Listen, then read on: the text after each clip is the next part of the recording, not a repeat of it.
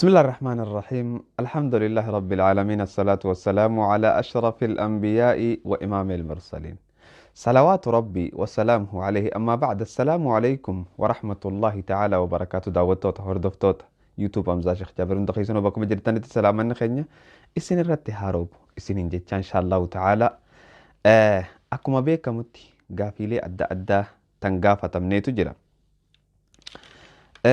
gaafilee arraan tanaa keessaa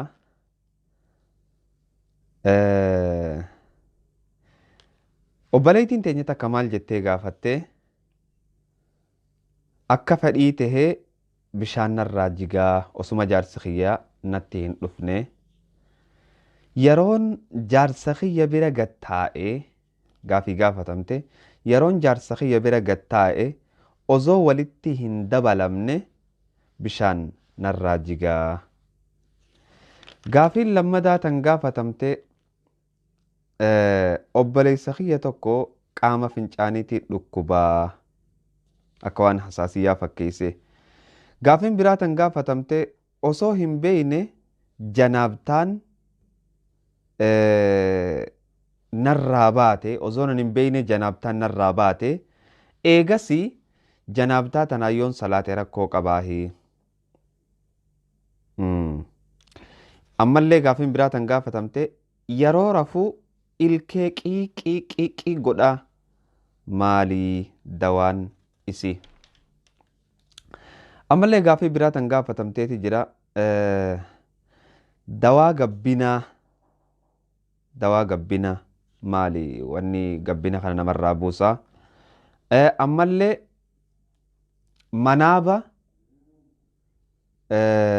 manaabaan waa nama ari'achuu san maalii dawaan akkasumatti gaafii biraatis ni qaba. Gaafiilee hanganaatu arraan tana nuu dhiyaate obboleeyyan osoon gaafittiin seenne dura arraan tana inshaallahu ta'ala memorize waan takkaan isin yaadachiisuufadha. Waan takkaan isin yaadachiisuufadha memorize akka goonuun barbaada waliini. Arraan tana viidiyoo matiyyatan 8 months ago baatii 8 dura takkaas baatii 7 dura viidiyoo tanaan xiqqisho reaction irratti kannuu barbaada. Viidiyoo tana keessaa waan na ajaa'ibsiisee jira. Gurbaan tokko viidiyoon san viidiyoo tana waliin laalla. Mee inshaallahu ta'ala viidiyoo tana durana wajji laala achi booda koomantii takka ta'e hedduu na kofalchiistee jira. Irra deebi'ee hoggaan laalu niin kofle gaafuma soni sitti kofleetiin jira. Ammallee irra deebi'ee hoggaan laalu hedduu na kofalchiistee jechuudha. Viidiyoo tana mee na wajji daawwadhu.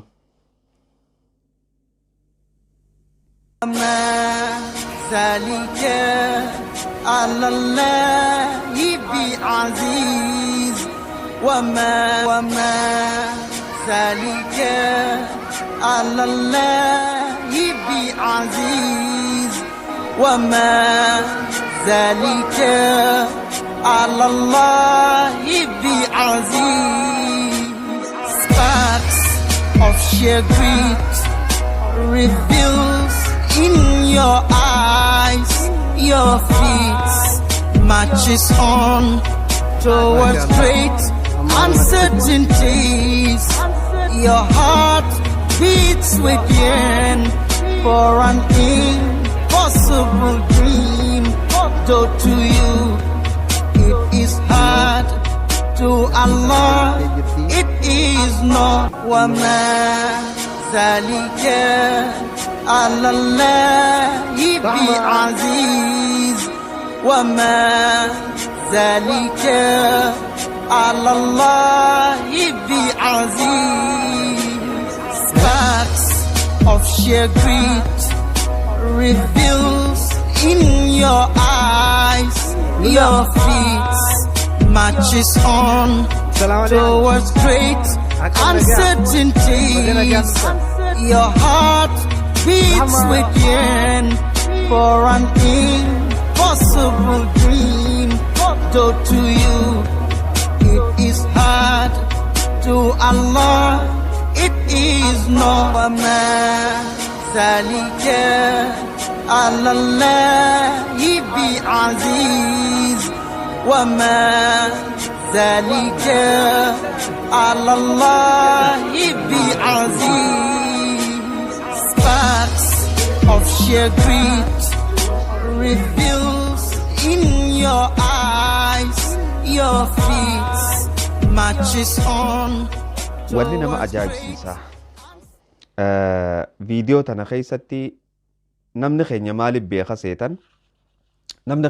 beeka seetan aadaa faranjii jedhan komantii san baay'izawway maal jetti hay sheekiin oromoolleen haguma jecha sheekii jedhamu kanaawu nu jibbuuf alaa kulli haalati maal jetti komantiin hay sheekiin oromoolleen kun akkuma ammaa siggartu kana sheekiin oromoolleen ani jechuun aaree osoon ta'e waan na kofalchiisa takka akka isin kofalchiistuufiin isinii fidee akka waliin itti boorruuf jecha waan biraan seena sheekiin oromoolleen aadaa faranjiitiin jaartii isaa simachuu eegalee jira jetti. Akki kun obboleeyyan aadaa faranjii osoon ta'in wal gammachiisuudha. Wanni bareedduun hundi aadaa faranjiitti beeka namni keenya. Nama keenya mee maaliif beekan isiniimu? Zawguuq. Nama keenya mee maaliif beekan isiniimu? Zawguuq. Qabrii, jahannam. Akkuma waan kana bakka kana qofaan sammuu fi konfiyuuz godhaniif dararuu takka gartee. Please. Islaamummaa jechuun zanaa, fataa, jaalala, gammachuu. Ergamaan Allah sallallahu alaihi wasallam wanni hedduu nama gammachiisa jaartii isaa Aisha wajjin huruccaa fiiganii taphataa jaartii isaa Aisha wajjin qaama dhiqataa jaartii isaatii wajjin bishaan bakka isiin dhuydeeniin dhuga fakkeenyaaf amma yoo Aishaan qalaasa bakka kanaan dhuyde inni bakka kanaan hin dhugu akkana garagalchee bakka Aishaan dhuyde saniin dhuga salawaatu rabbi wa salaamuhu alayhi eenyu Muhammad ibn Abdullah sallallahu alaihi wasallam. Namni keenya aadaa ergamaa rabbii dhiisee aadaa jazbummaa takka gartee waan hin je'uun hin beeku aadaa takka bakka ni jiraami aadaa jaartii gabra sahuu aadaa gartee ilmaan karboo isa danta maal goote maal wanni karaa kun baalakiin faa ilmaaniin jechuu tuni ilmaan kee kana jaalalatti uumaa guddisi obboleessa kiyya wallaahi hamzaa shee jaabir ammaasif goggodhaafi miti waan akkanaa godhu waa'uma isarraa gattaateef yoo waan takka if goggodhaafiin godha jee hin danda'u waan dhugaan isinii waan takka if goggodhaafiin godha yoon hin jee if goggodha san hin danda'u if goggodhuma sanuu godhuu hin danda'u jechuu ammallee viidiyoo takka memorize akka yaadannuuf waan hedduu takka hoggaan laalillee itti gammaduutti booharuu takka فيديو تنوج جلالي بنا وانظر لآيات الجمال.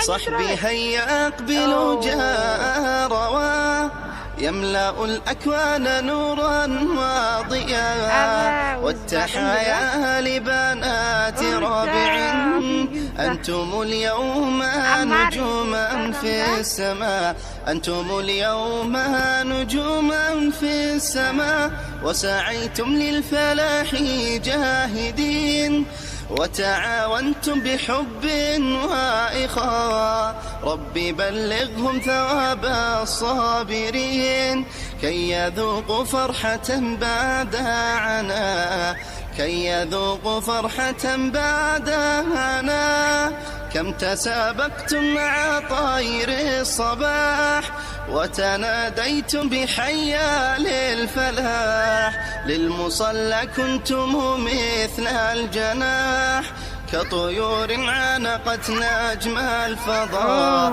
كطيور عانقت نجم الفضاء في المصلى نحن للخير لواء قد تعاوننا على البر سواء فبنيناه بطوب من عطاء وفرشناه بحب وإخاء وفرشناه بحب وإخاء بقلوب قد بنت خير الفريق لن ترى بأسا سبحان الله waan gari hoggaa yaadatan ittis ni gammadan ittis waan takka tafiil gootu jira jechuudha. Tanaaf obboleeyyan koomantii tanarrattoo takka taniin argee qofaleetu jira. Meema fakkeenyaaf ijoollee ifiitii wajji taphachuun billaahi alaykum ijoollee ifii gammachiisuun jaartii ifiitii wajji bakka taphaa dhaganii bashannanuun mee mushkilaa maal qabdi rabbii keessa sodaadha mushkilaa isiin qabdi beenaa hima kana ilmaan ifiitii wajji fiiganii ilmaan kana hoggaa abbaan dhufe Allah bobbaan keessan dhufe deemaa kana mana hirribaa jechuu takkaa jira no baabaan isaanii hoggaa dhufe ijoolleen ittichi fiiguu qabdi baabaa jaanii itti gammadanii irra taphatanii irra utaalanii maal jaanii itti gammaduu qaban ijoolleen baabaan keessan dhufe kaydeen boo nama guddaa biran taa'anii waan takka dhaggeeffatanii hay humbaa lageen afaan nama guddaa dhaggeeffata jaanii ijoollee ari'an no ijoollee tana jaalala kanniif adeeroo karaa biraatiin waan tana eessarraa hin dhaale ni beeytanii Sheekh Jaabir Abdurrahmaan irraa hin dhaale rabbi rahmataa godhuu fi isarraa hin dhaale wanni hedduu takka nallee ajaa'ibsiisaa hoggaa yaadadhe nallee gaddisiisaa abbaan kiyya akka ijoolleetti dachii keessa taa'ee biyyee keessa taa'ee na wajji taphachuu ture hedduun ajaa'iba ammoo hoggaaniif duuba deebi'ee laalee ummata keenya akkaataatti jiran laalee nin galatoonfadha rabbii kiyya abbaa akkasii naa kennuudhaaf rabbi jannataan naaf haa qananiisu by the way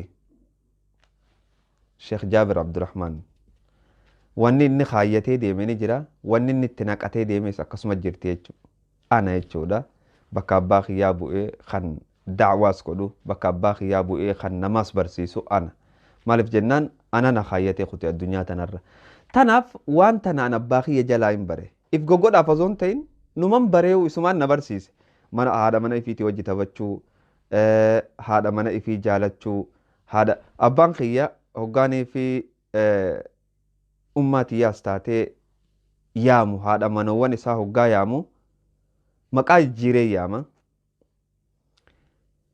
maqaa isaanii bareechee yaama fakkeenyaaf amma yoonii fi Aish taate Aishaa taate Aishitti akka waan jijjiiru yoonii fi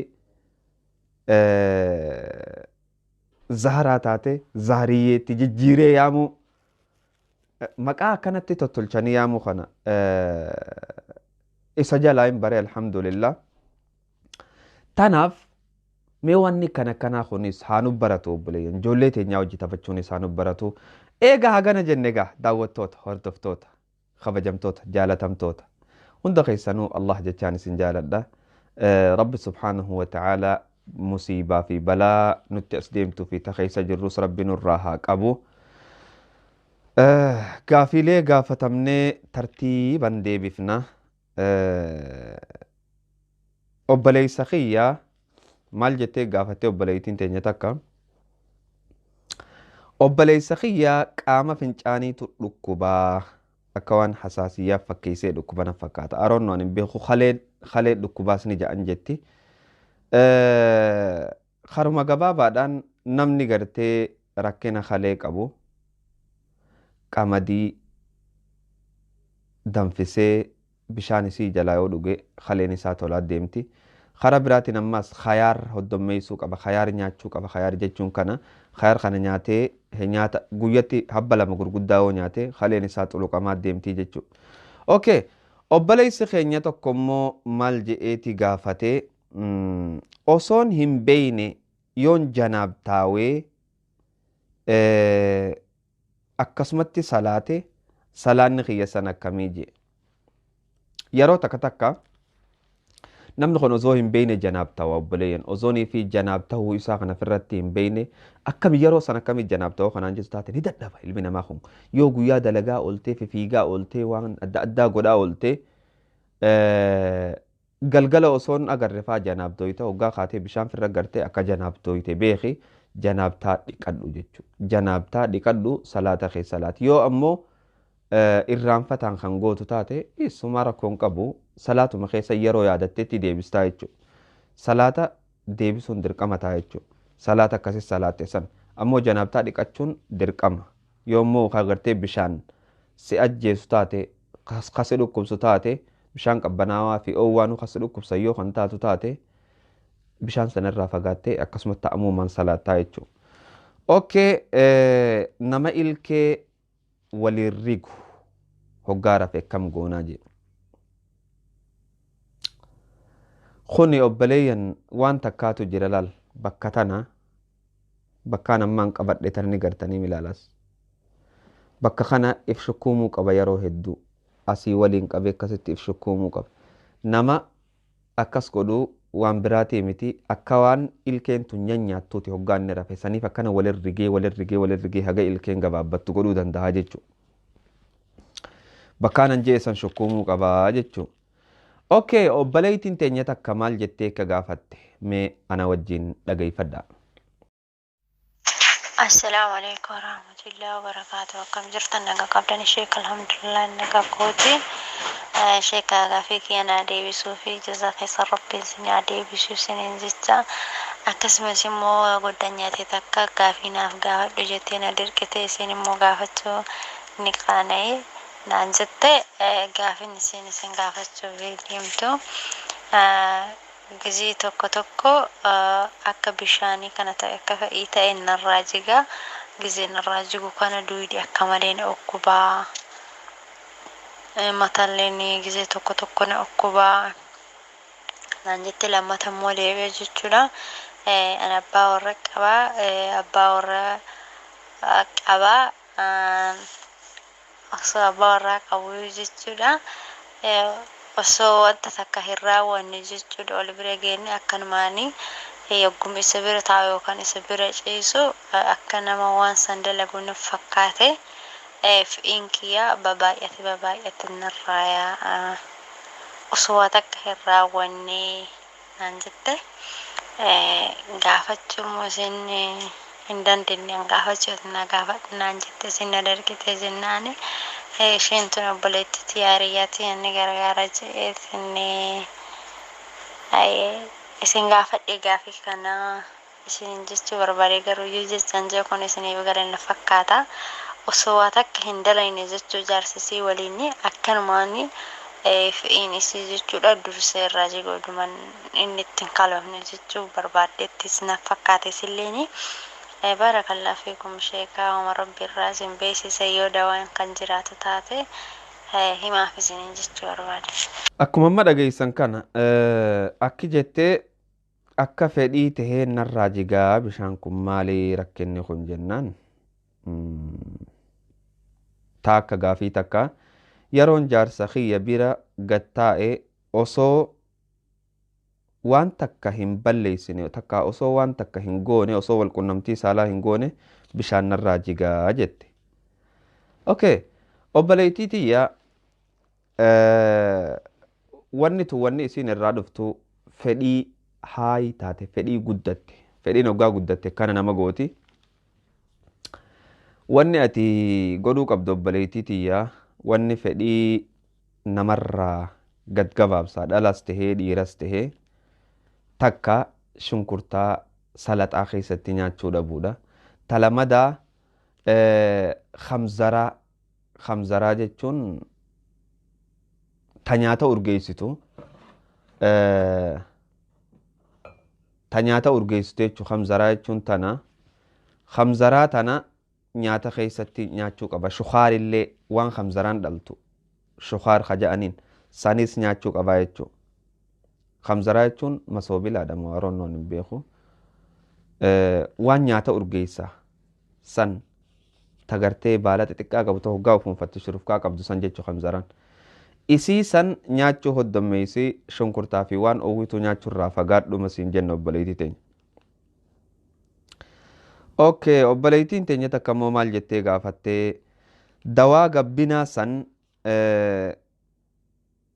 yeroo gartee ilmoo garaa qaba yoo fayyadaman maaltu jira rakkina wayii qabaa yeroo ilmoo luysisan yoo fayyadaman rakkina wayii qabaa hii jette.